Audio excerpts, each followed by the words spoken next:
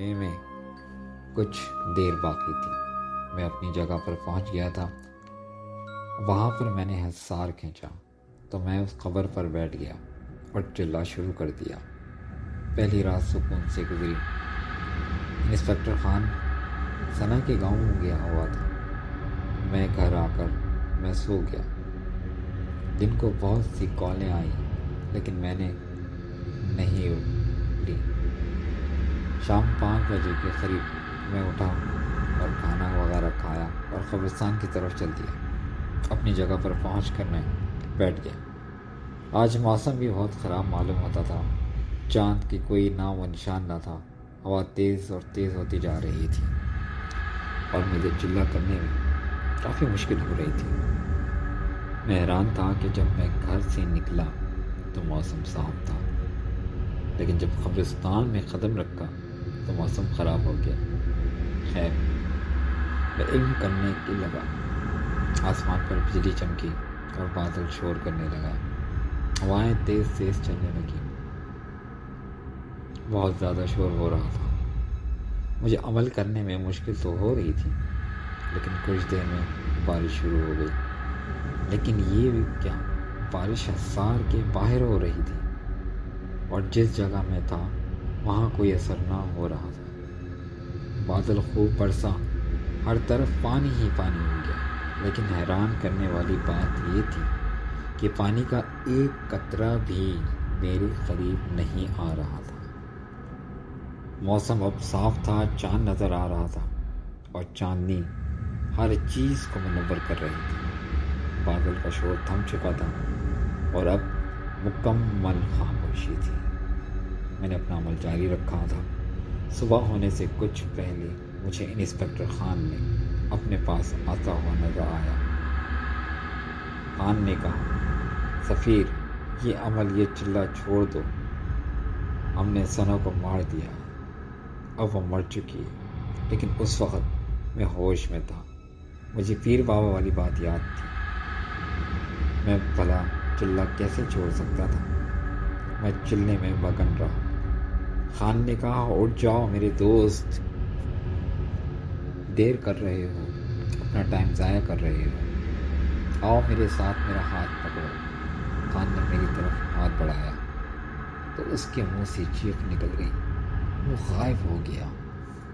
میں نے خدا کا شکر ادا کیا کہ میں نے کوئی غلط قدم نہیں اٹھایا۔ صبح ہوئی تو میں گھر لوٹ آیا اور کھانا کھا کر سو گیا۔ شام کو اپنے ٹائم پر اٹھا اور اپنا سخت امتحان ہونے والا تھا اور میں اس کے لیے تیار تھا۔ میں نے آج مغرب کی نماز قبرستان کے پاس ادا کی تھی، کیونکہ پہلے میں گھر میں ادا کر کے جاتا تھا۔ چلہ میں نے اپنے ٹائم پہ شروع کر دیا۔ وہ تقریباً آدھی رات کا وقت تھا جب مجھے دور سے کسی کے قدموں کی آہٹ سنائی دی۔ کوئی سفید صاف میں میری طرف آ رہا تھا۔ قریب آیا تو میں نے دیکھا کہ وہ ثنا ہی ہے۔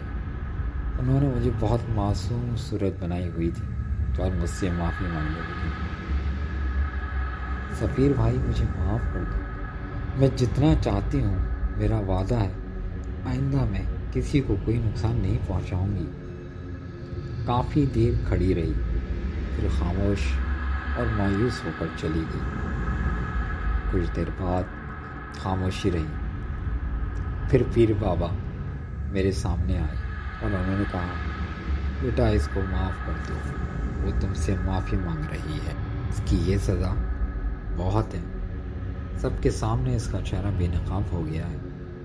میں پیر بابا کی بات کرنے ہی والا تھا کہ میرے کانوں میں آواز آئی، یہ سب نظر کا دھوکہ ہے، یہ میں نہیں ہوں، تم اپنا عمل جاری رکھو۔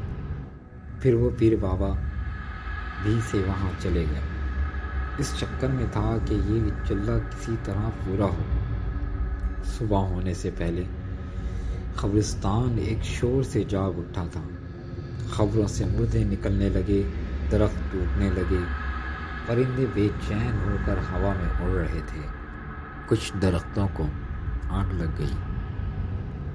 جس قبر پر میں بیٹھا وہ بھی مسلسل تڑپ رہی تھی اور مجھے اپنا عمل کرنے میں مشکل ہو رہی تھی۔ پھر میں نے دیکھا کہ ثنا بھابھی کے ساتھ چند اور لوگ میری طرف آ رہے تھے، جن میں میرا مرحوم دوست اکبر بھی تھا۔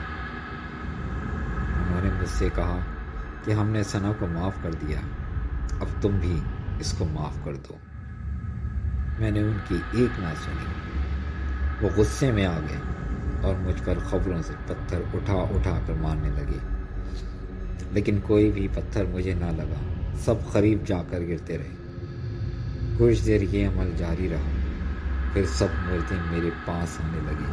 وہ پرانی خبر بھی مجھے پریشان کر رہی تھی، جس میں سے کسی بڑھیا کی آواز آ رہی تھی۔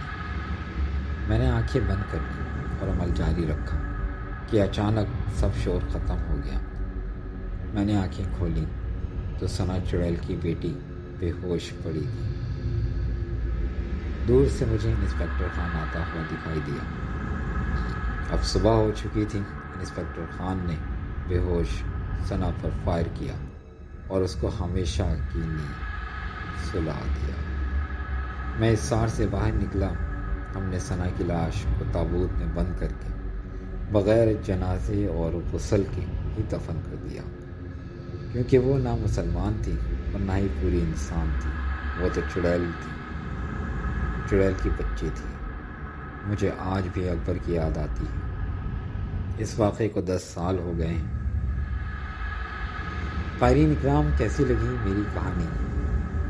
اپنی رائے اور اپنی کمنٹس ضرور دیجیے گا۔ امید کرتا ہوں کہ آپ ہمارے اس چینل کو سبسکرائب کریں گے اور اسی طرح کی ہارر اسٹوریز سنتے رہیں گے۔ شکریہ۔